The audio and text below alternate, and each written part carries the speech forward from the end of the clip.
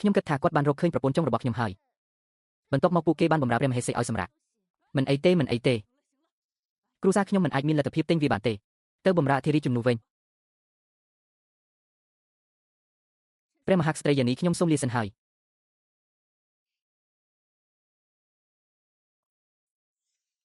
ហេតុអ្វីបានជាព្រះពុទ្ធរូបទឹកកកនេះចាក់សោ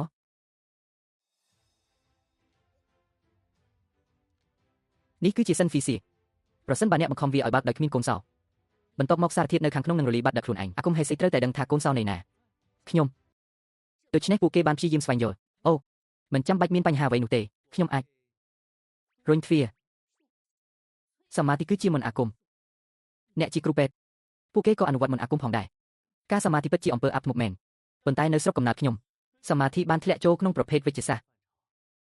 ប៉ុន្តែសុនយ៉ានជាអ្នកយាមនៅព្រះបរមរាជវាំងរបស់ព្រះមហេសីខ្ញុំមានវិធីមួយ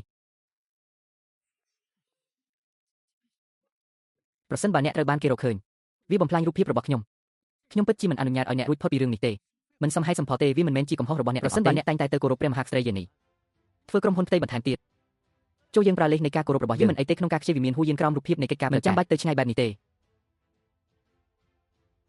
ព្រះមហេសីយ៉ាននិងព្រះមហេសីឌឺមីបានចូលនិវត្តន៍រួចហើយម្សិលមិញខ្ញុំបានធ្វើឲ្យព្រះមហេសីឲ្យកអន់ចិត្តខ្ញុំមកទីនេះជាពិសេសដើម្បីសុំទោសដល់ព្រះមហេសីយ៉ានអ្នកមិនអាចចូលបានទេភរិយាយ៉ានហូប្រពន្ធចុងរបស់អ្នកហេតុអ្វីបានជាអ្នកម្ដងទៀតប្រពន្ធសម្លាញ់របស់ខ្ញុំ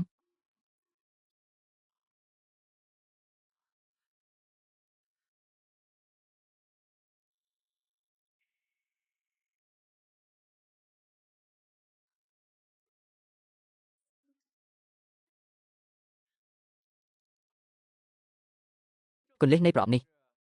តើសោនៅឯណាមានតែការស្វែងរកមេខ្លោងនៅពីក្រោយសោប៉ុណ្ណោះទើបយើងអាចជូនដំណឹងដល់អាជ្ញាធរបានតើអណ្ដូងរ៉ៃនៅណានៅក្នុងរាជធានីនេះធំណាស់ហើយអ្នកមិនបានប្រាប់ខ្ញុំច្បាស់ថាវានៅណាផងតើខ្ញុំអាចតាក់ទងពួកគេដោយរបៀបណាតាក់ទងមកខ្ញុំតាមរយៈវេទឆាតទេ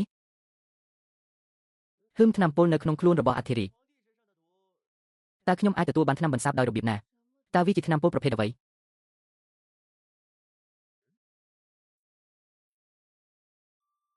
អ្នកមិនដឹងទេតោះតែឥឡូវនេះថ្ងៃនេះភរិយាលោកយួនប្រសិនបើអ្នកនៅតែខឹងអ្នកអាចធ្វើឲ្យគាត់ពិបាកចិត្តបានខ្ញុំរំខានអ្នកឲ្យគេងម្ដងទៀតឥឡូវនេះភ្ញាក់ពីដំណេកអូ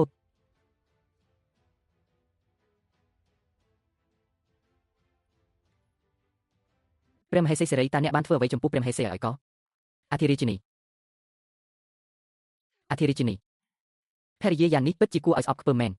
ពួកគេមិនទុកខ្ញុំឲ្យនៅម្នាក់ឯងនៅពេលថ្ងៃភ្លឺទេពួកគេដាស់ខ្ញុំឲ្យភ្ញាក់ហើយស្ដីបន្ទោសខ្ញុំប្រសិនបើមិនមែនដោយសារតែគាត់មានផ្ទៃពោះជាមួយប្រាសាទអធិរាជនោះទេខ្ញុំជាអ្នកបម្រើដ៏រាបទាបរបស់អ្នកអធិរាជនេះឲ្យគាត់ឡើយភរិយាយ៉ានបាននាំបរិះនិងស្ត្រីខ្ពស់ម្នាក់មកជាមួយជាធម្មតាគាត់រក្សាខ្លួនឯងតើមនុស្សម្នាក់នេះអាចជាស្រមុកមិនអីទេគ្មានអ្វីនឹងខុសទេអ្នកដែលបំពោលអ្នកមិនមែនជាមនុស្សល្អទេងាយនឹងប្រែប្រួលហេអ្វីបានជាអ្នកដើរលឿនម្លេះគ្មាននរណាម្នាក់នៅជុំវិញនោះទេកុំបោះបង់ក្តីសង្ឃឹមច្រើនពេកប្រញាប់ត្រឡប់មកវិញហើយបដូរសម្លៀកបំពាក់ទាំងនេះឲ្យខ្ញុំសូមរងចាំឯកឧត្តមតើមានអ្វីនាំយាយចៅមកទីនេះអាគមហេសីនិងអ្នកដែលជាអ្នកបម្រើក្នុងវាំងហាក់ដូចជាមានទំនាក់ទំនងល្អនឹងគ្នាចង់រក្សារឿងអាក្រក់ភរិយាយ៉ានមិនគួរបដិសេធទេមែនទេ